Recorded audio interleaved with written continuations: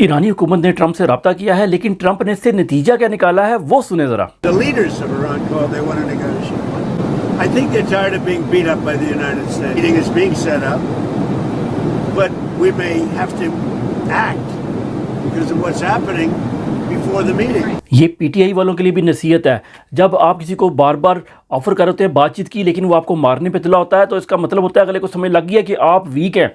Trump को समझ लग गया कि ईरान वीक है और डर गया, तो इसको कह रहा है कि मैं इससे पहले कि बातचीत हमारी सेट हो गई है, मीटिंग सेट हो गई है, लेकिन उससे पहले ही हम हो सकता है मारे ईरान को। लेकिन यहाँ इंटरेस्टिंग बात है एक और समझने की कि ये प्रोटेस्टर जो है ये इतनी ज़्यादा फायरिंग, आग लगाना, मस्जिदों के अंदर तोड़फोड़ करना, ये सब कुछ क्यों कर रहे हैं? एक तो मज़हबी वजह है, लेकिन उसकी एक वजह और भी है।